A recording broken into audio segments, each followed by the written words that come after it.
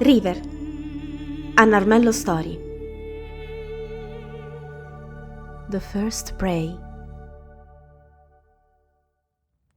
The fireplaces in the Podestà mansion usually were almost all lit up, so River found a warm bedroom waiting for her.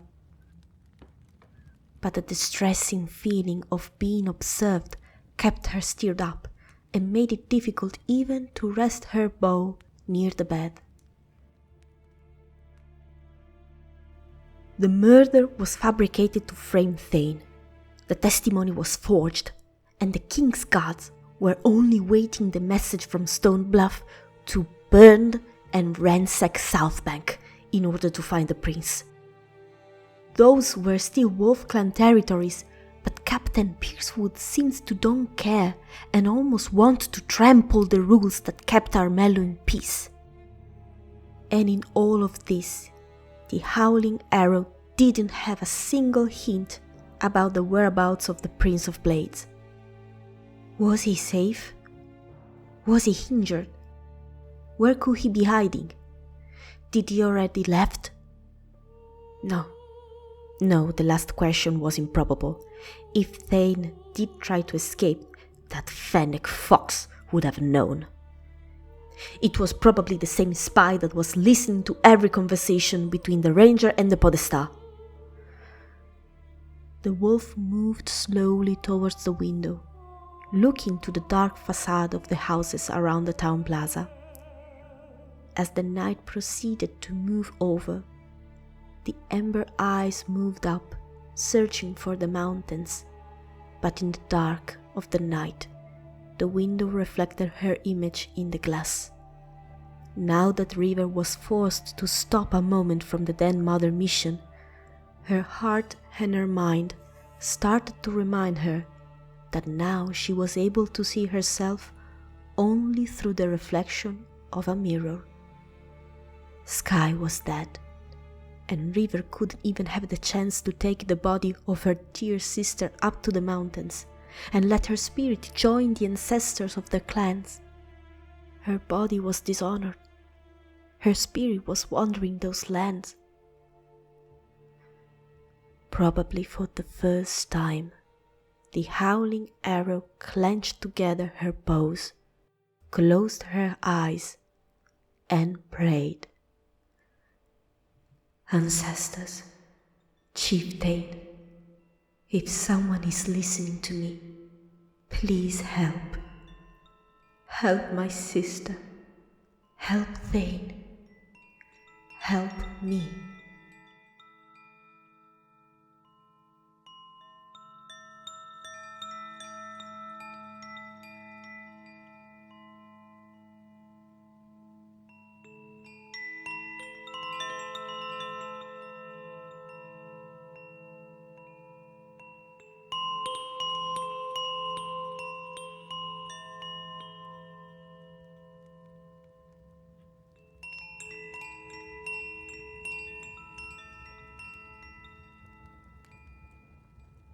She opened her eyes, catching a movement on the down part of the window.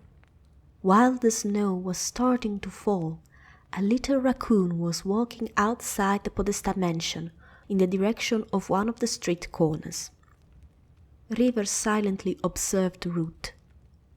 She was about to go to sleep when the corner of her eyes spotted a movement that from the Podestà mansion was following the exact path of the young raccoon. Instinctively, the Howling Arrow hid herself with the curtain near the window and watched over. The snout of a fennec fox was looking right at her window before twitching again over the corner street route took and kept following the little raccoon. River, quick as lightning, got her bow and almost ran downstairs into the cold night, escaping invisible from the town guards on their shift in the mansion. Years later, she still wouldn't know why that evening her instinct had told her to follow them. But now, in the falling snow, the howling arrow swiftly followed the tracks of the raccoon. The fennec was so smart to walk on root footprints, so that only one type of footprints were visible in that moment. Although it wasn't useful inside the town, it revealed the experience of that spy, and that alarmed once more the wolf, who kept following the chase with the help of the snow, who started to fall thicker than before. Usually Godstown had barracks near the Podesta mansion where to rest, but Ruth was moving away from the town center plaza, direct towards a modest house in a tranquil zone of the town, mostly made up of houses, and near the main road to get outside South Bank. The raccoon was about to knock on the door when River heard the fennec called him. "Ruth, good evening." "Oh, good evening, Miss Corliss. Is this your mother's house?" "Charming." "Thank you, miss. Isn't it a bit late for a visit? It's almost bedtime." "She's not feeling too well these days.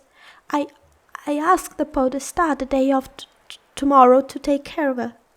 "Oh my, what a responsible boy you mother have. So lucky." "Thank you." "You know, our witness today recalls something interesting about the night of the murder. He affirmed that the shadow he saw ran into this direction." But he didn't say it when the Podesta called him today." "The Podesta called, Master Fink? What for?" Ranger Sky asked to interrogate him personally." "Oh yes, the impeccable Ranger Sky. Back to us. I noticed something about you and the testimony, Ruth." The raccoon didn't answer. River could see that he was starting to feel distressed by the situation, but the fox kept talking. "Since the murder, you started to visit a lot more your mother from usual." "As I said, Miss Corliss, she is not feeling good these days." "My, but it's more than a week. Shouldn't you fetch for a doctor? I can send you to one if you need it." "We can't afford it, miss." "Let me help you then. You're one of the Podesta's most trusted guards." I thank you for your generosity, but I can't accept it." "I insist. It's your mother after all." "No, really. Why are you insisting? You have never talked to me before." "Because I'm afraid your mother is carrying a very serious illness, and I don't want to be forced to point this out to the king's guards, if you know what I mean."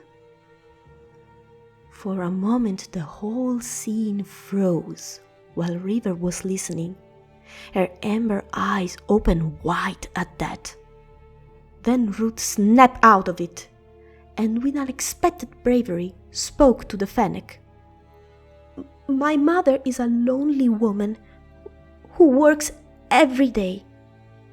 Her illness is due to the fatigue, her age, and nothing more. Good evening, miss."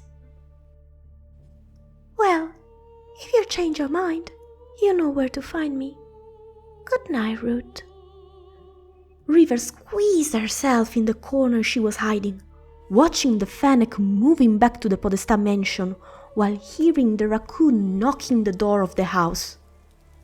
She waited patiently, hearing the door being opened and a brief exchange in low voices, so that the snow muffled it.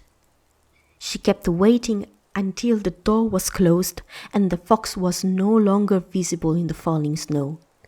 Then it became deeply silent, and at that moment River moved again towards Ruth's mother's house. The howling arrow knocked at the door and waited, Her right ear was pointing behind her where the fox disappeared.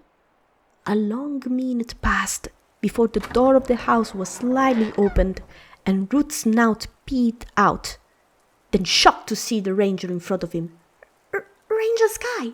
I'm sorry, Ruth, but we don't have much time. Will you let me in? Sure. The raccoon stepped back and opened the door. The wolf almost dashed in, finding an older female raccoon with worry in her eyes and a little tremble in her paws. The wolf nodded her head, then turned to Ruth and spoke in a low voice. Ruth, Corliss will soon come back with an excuse and the king's guard, so I'm going to ask to you only once. Where is Thane? Both raccoons wide opened their eyes, while River waited silently. Her right ear kept pointing at her back, despite the door behind her being closed. She saw Ruth clenching his teeth before asking her, Where are you going to take him? To Stonebluff, to his clan, but I have to do it tonight. Tomorrow the dance mother's messenger will arrive here in Southbank with the permission for the King's Guard to investigate. Ruth, we both know that the witness is lying. This is all an hoax against Thane and the Wolf Clan. Is the Podesta going to be involved too? Not directly, but I'm afraid they're going to find some kind of quibble for discharging him. Again the little raccoon looked shocked, and the howling arrow took a deep breath before speaking again. My mission is to take Thane back to Stonebluff. Where is he, Ruth? The raccoon looked at his mother. She was still trembling a little, but after a moment she nodded at her son, and quickly as she can, moved away from the simple carpet that was on the floor. She picked it up and revealed a hidden trapdoor on the wooden floor. To actually saw it, River watched Ruth put the fingers in the hole and lift it up while speaking. This is our cellar. It's small and dark, so watch the steps. My mom cured him while I bring him food and information of the situation. I warned him about your presence. River wasn't sure if that was a good thing or a bad thing, but the first information was more important. Thane is wounded? When I found him, his shoulder was bleeding. We tried to heal him, but he kept getting worse. The words of the bone setter immediately came up on River's mind, with the memory of those horrible worms eating the piece of flesh and rotting it. As you can see, this infection is quite contagious. And Thane was infected.